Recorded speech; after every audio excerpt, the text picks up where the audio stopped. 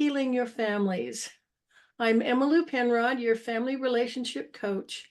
And on this show, we address 6 areas of health for families: emotional, financial, mental, physical, social, and spiritual.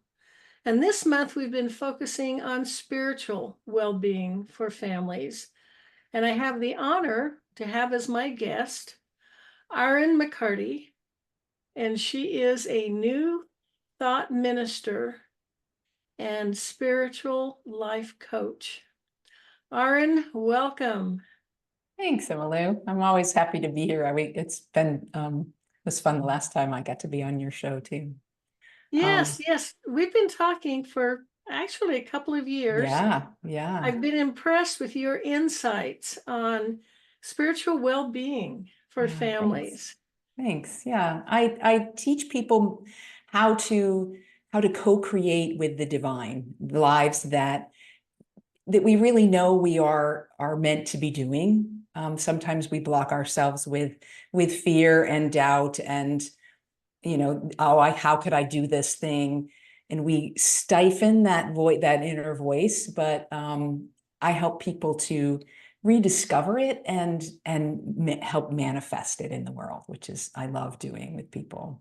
I grew up in a family that was very intellectual. So the way that I felt loved, or that I experienced love when I was a child, was more of, having my physical needs met. I had clothes, I had food, but there wasn't the enthusiasm for life. There wasn't a passion or joy. There wasn't wonder in my household. It was very, I knew I was supposed to get a degree and find a job that paid well, and then that would be my life. And since when I had my own children, I kind of entered into a journey of becoming a Waldorf teacher.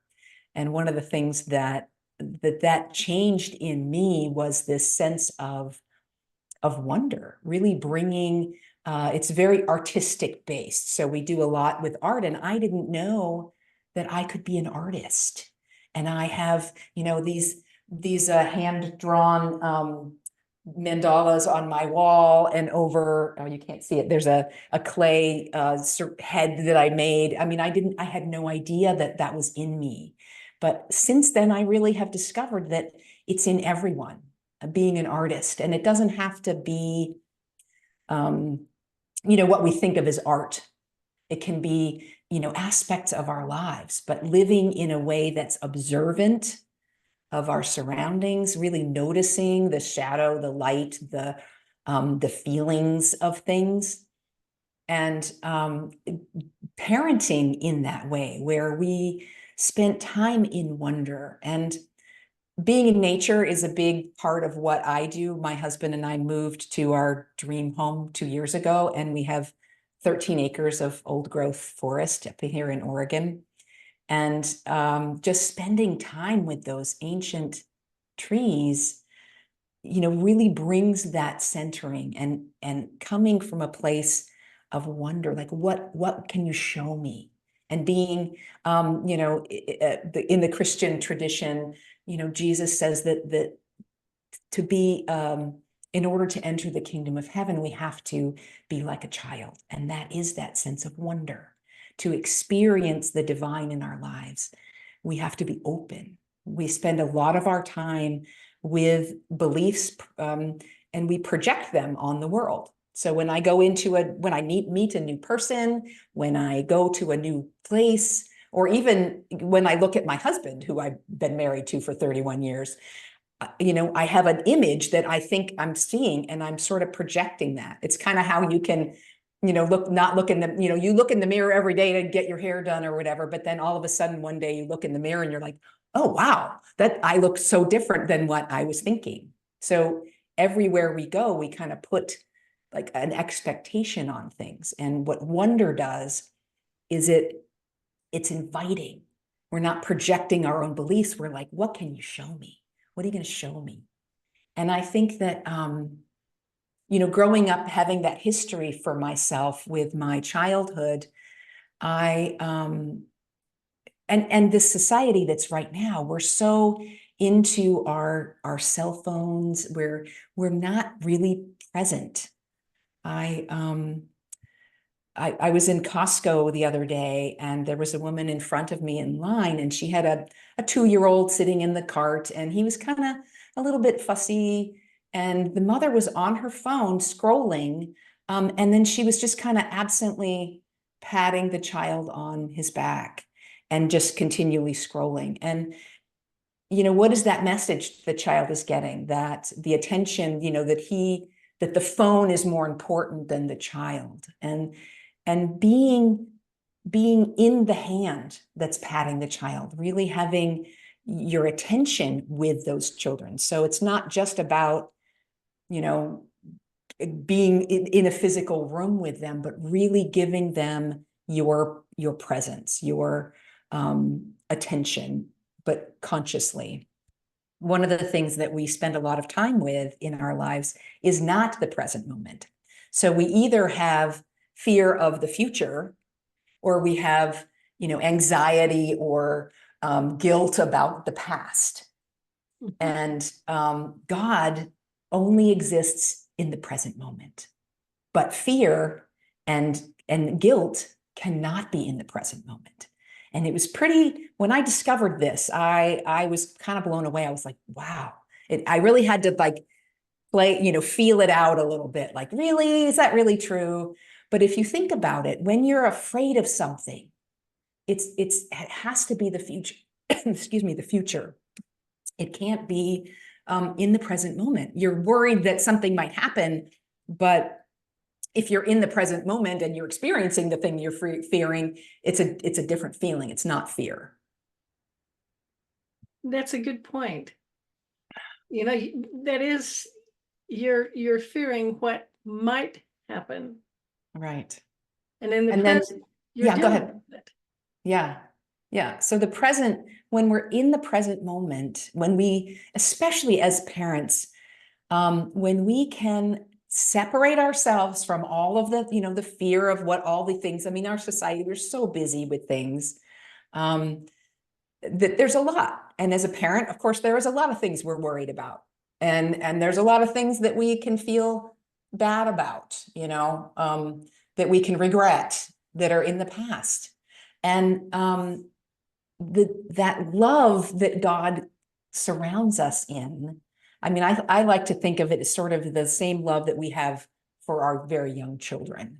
Oh, that child fell down. They were trying to learn how to walk. Oops. It's not like, why aren't you walking? It's this, we're on this journey as human beings, and we're going to make mistakes.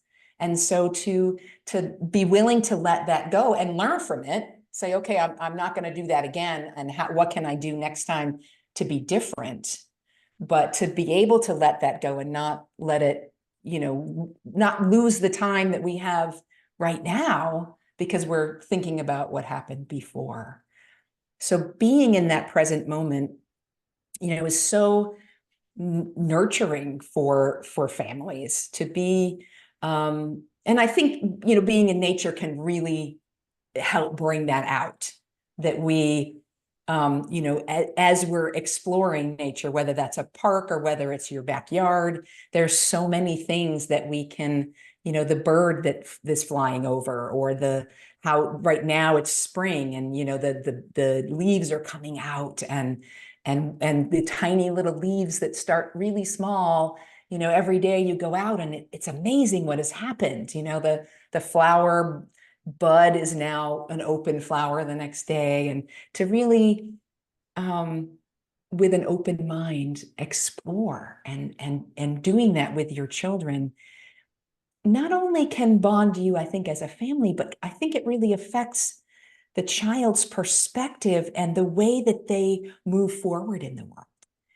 If you bring up a child with this enthusiastic wonder of like, oh, what can we see? Oh, there's a little caterpillar, and look at his little fuzziness and the color of his little legs, and that can become a habit that child grows into being an adult that is then looking at the world with, what can I discover? And I can see how impactful, how empowering that is to have this ready to learn. You know, it would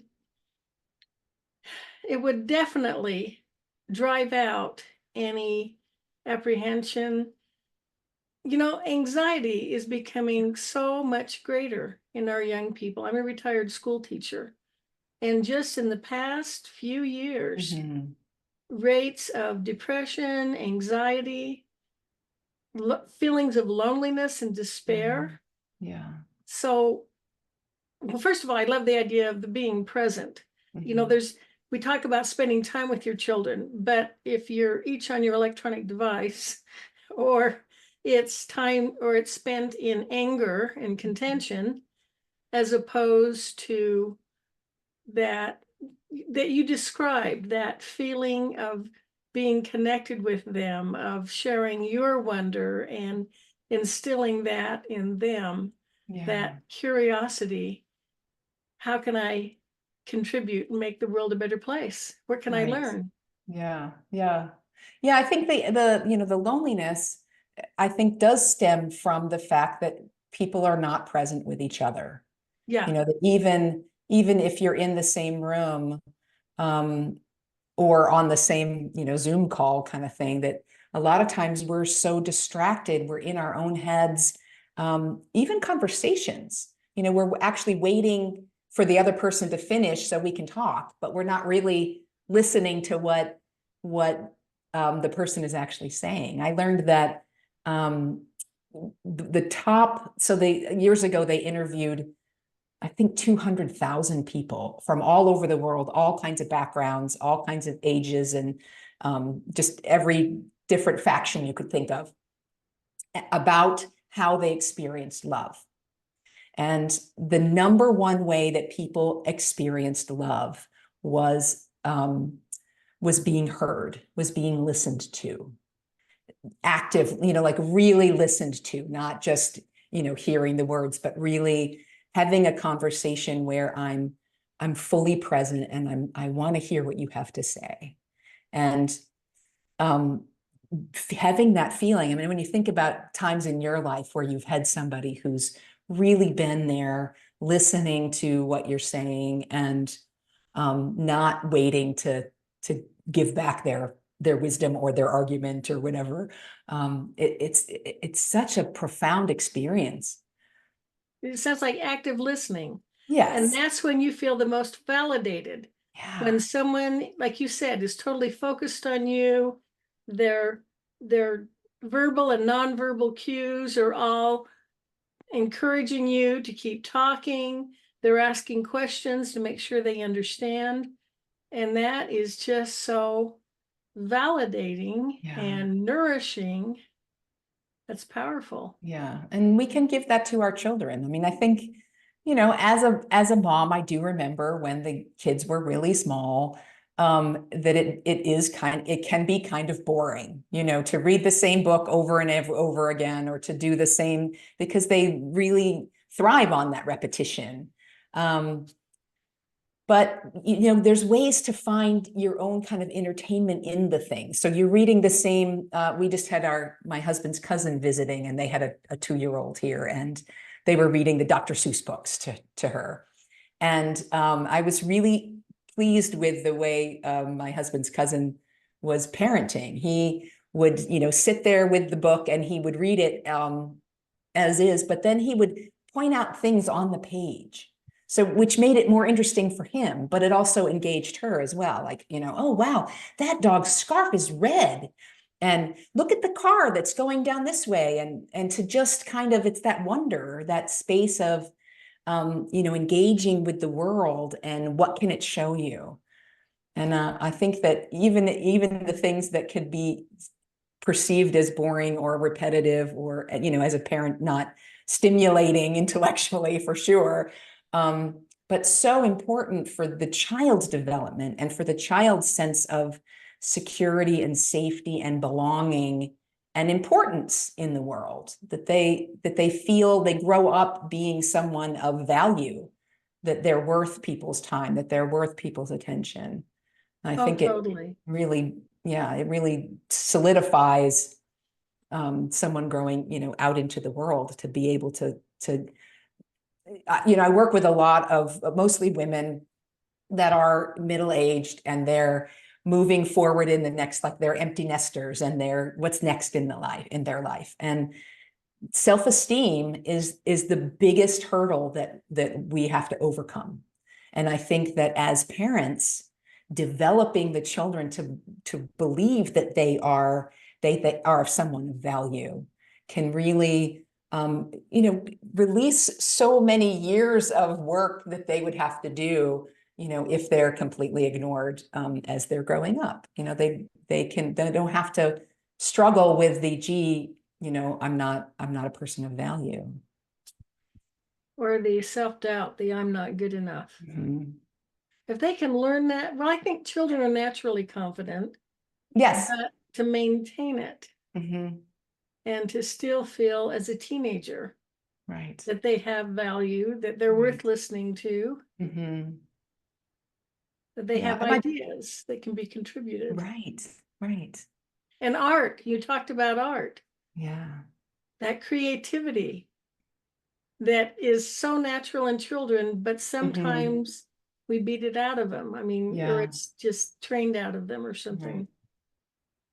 I think one of the things that I learned in Waldorf education with art, as far as art goes, and I think other achievements, is to not point out like, oh, that's so pretty, which is what our normal reaction. Someone, a child brings us their artwork and they're like, oh, that's so pretty.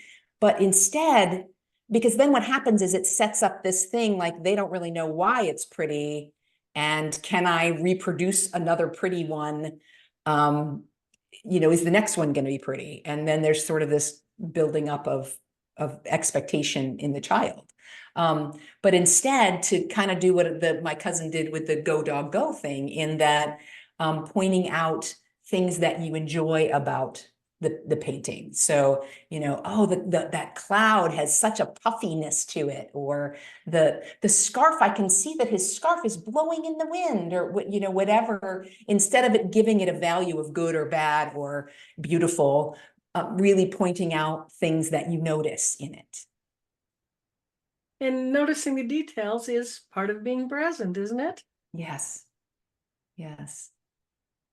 And I think it's that same sense of wonder, like, what can I see in this that, I think it has that kind of creative, artistic feel. And, I believe that, that God or the divine or the universe, however you want to describe that energy that is everything, that it works on, even the scientific sort of thing that we know as human beings, that everything vibrates at a different level, like a different energy. Everything is energy and it all vibrates. And that we as human beings have, when we are in a more positive state, we vibrate at a different level. There's David Hawkins did some research about literally how we vibrate as human beings, whether we have hate, whether we're feeling angry or whether we're feeling love, and that we, literally vibrate at different frequencies. And so when we are in this state of gratitude, of welcoming, of wonder, that we're at this space of receiving that divine inspiration. We're open to the guidance, those insights, and it becomes easier to think about what you could pull out of your child's picture as you work that, and as you're more present with it. Well, and they talk about how we give the best of ourselves when we're at work and away from home, and then we go home and our loved ones get what's left over. Right. Right. And is that what we want to leave behind? Is that how we want to be remembered when our children are grown? My children are now in their mid-20s, and it's like, what do I want them to remember? Do I want them to remember me coming home and, being so tired from work that I'm not present with them. Yeah. And, you know, uh, I'm not saying that, you know, as human beings in our culture right now that you know, people are not having to work really hard, because I do think that that's, you know, something that has to happen when you have young children. And if they're in childcare, then you have to afford that in order, you know, there's a lot of things. But I think that we can get in a rhythm of, even if we're tired, of that state of wonder. Like once it becomes sort of a practice, it actually brings you energy. Oh, yes, it It's would. that, yeah, that um, divine life force energy starts moving through you as soon as you are open to it and feel that creative flow, that we're jazzed by it instead. You know, sometimes we tend to think of high energy as being hectic, but it Right. doesn't have to be. It's Yes. creative, Yes. and it would be enriching. It would Hmm. be energizing. Yeah. What another trick that I use with clients, and I've also used with children, is switching I need to I want to. And it's really, it's such an interesting little mind kind of thing. So if I come home, I'm exhausted and I think, oh, I need to put the kids to bed and I need to read them a story. And if instead we just switched that word, I get to, or I want to, it's amazing how it becomes much more fun. I use this with little ones. Um, you know, instead of saying like you know, do you want to take your dish to the dishwasher? Well, no, they can say no to that, can't they? Um, and then you know, they're sort of exhibiting their independence on things. But if you say, you know, you may take your dish to the dishwasher, there's this like, oh, I get to take my dish to the, you know, it becomes this like, oh, I get to do this thing. And so as adults, sometimes it takes a little more of a like, okay, I'm gonna want to do this. You know, this is something I get to do. Um, Sometimes we have to play a little bit more, you know, with our ego and our brain. But it's a great habit to get into, of, you know, realizing that you get to do this. You might be super tired, but you know, You know not that, everybody gets to put their kids to bed. You know, not everybody gets yeah. to sit with you know, these beautiful little beings, and they grow so fast that you know, they change, and then they're grown, and they my son just moved across the country, and Oh, you wow. know, we don't get to yeah, from Portland to Portland. I think it's really funny that he moved to, but yeah, so we get to do that, and to really keep that gratitude energy in there really, I think, helps Well, bring you energy in the process. thinking in terms of I have to really could lead to resentment Yeah. and annoyance, Hmm. and that mindset of children are a burden. Yeah. It's a They demand drag. so much of Yeah. my time. Right. Whereas Right. if we flipped it to, you know, there are a lot of people who suffer from infertility, who Yeah. would love to have, you know, Absolutely. this Yeah. thing that you're resenting would be a blessing Right. to them. Yeah. So I love that, the idea of the gratitude, the being present, Hmm. and how this can really strengthen families. This can improve their spiritual well-being. They can vibrate at a higher frequency. Yeah. And you know, I view families as the foundation of society. If we could help more families vibrate at this higher frequency, how much more could we contribute to addressing some of the Right. challenges we face? Absolutely. Yeah, and the children, you know, it's been said many times, but the children are the future. And if we're you know, parenting with our phones, and they're on the phones, I mean, if that's their parenting, you know, what are we raising? So if we can instead have them raised by people who, you know, instill in them that they are of value, and that they're worthy of attention, that who's that going to come out into the world? You know, what are they going to be, and what are they going to bring to to the development of the world. Well, and it's strengthening their connection with their divine power, whatever their belief is, as you mentioned, that strong connection takes you out of your own self and allows you to take a broader view. It helps you love yourself and then love others. Yeah. I think that I like and I don't remember who it is. I can't quote the person, but I love this quote, and that is, God loves you like you're the only one to love.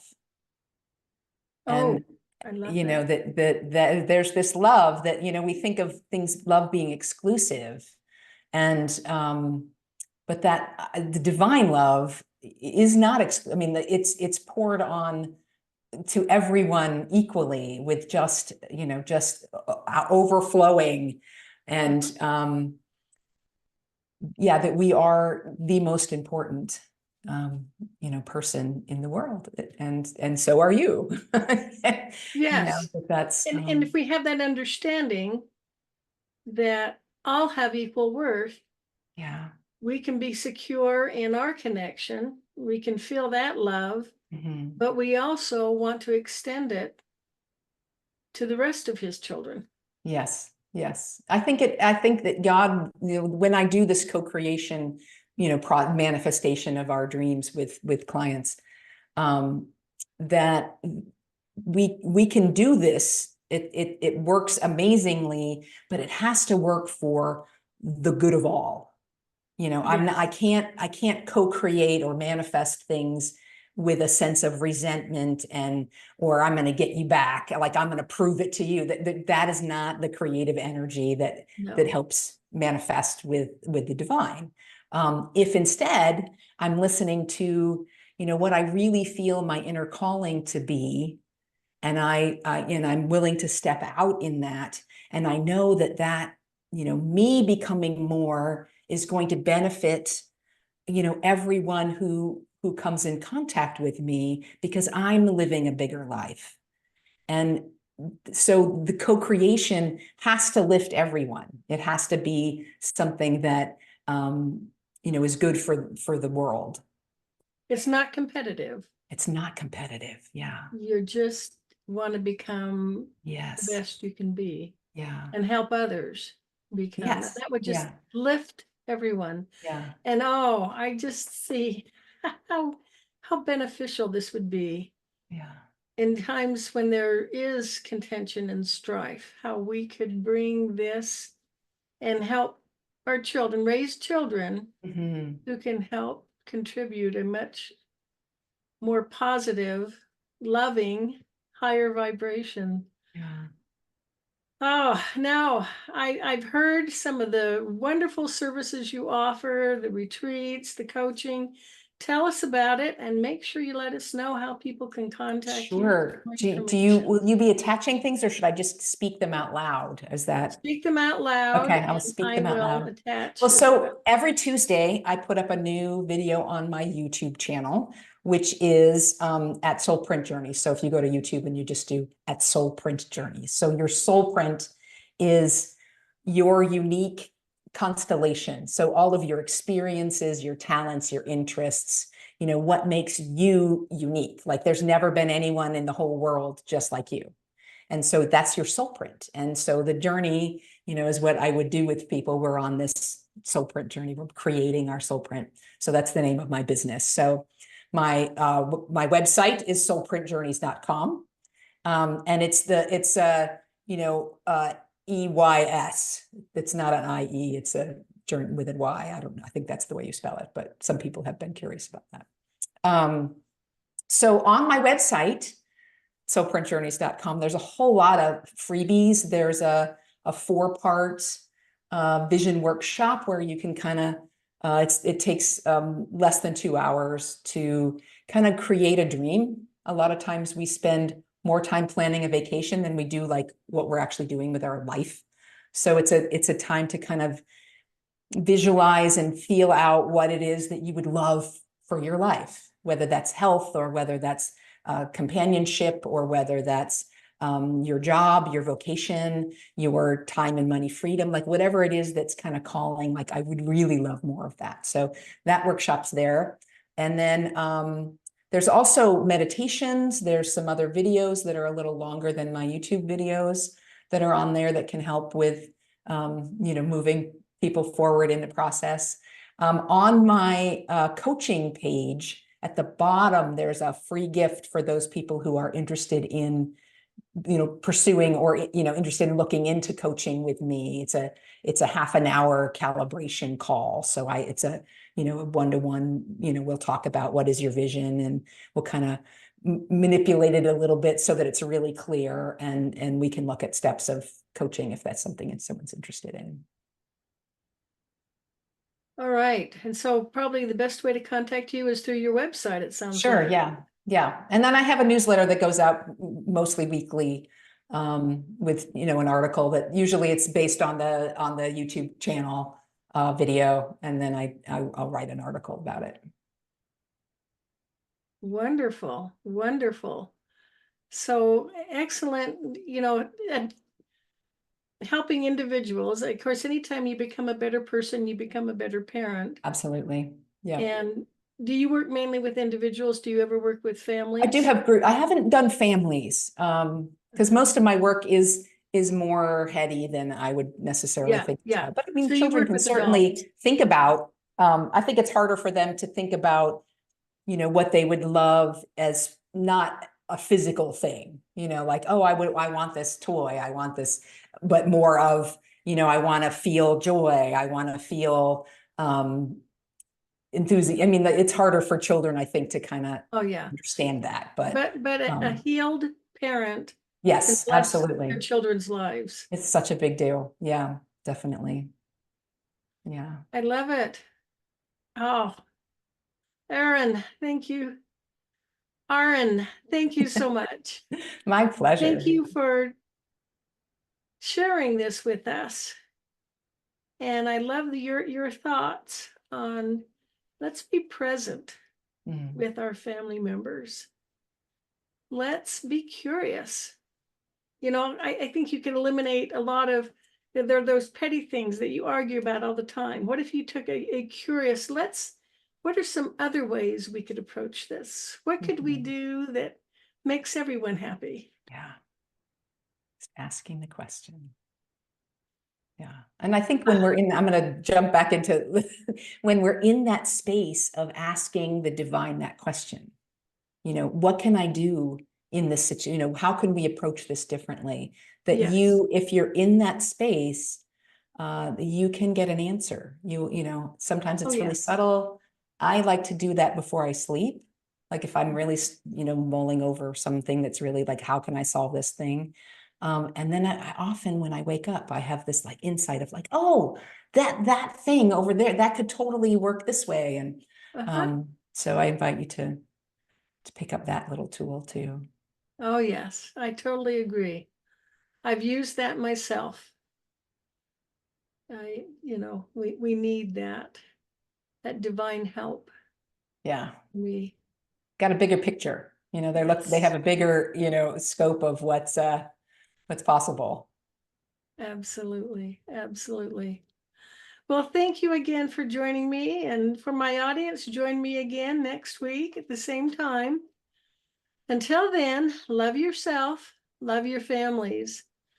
Let's make the world a better place by strengthening families. This is Emily Penrod with healingyourfamilies.com.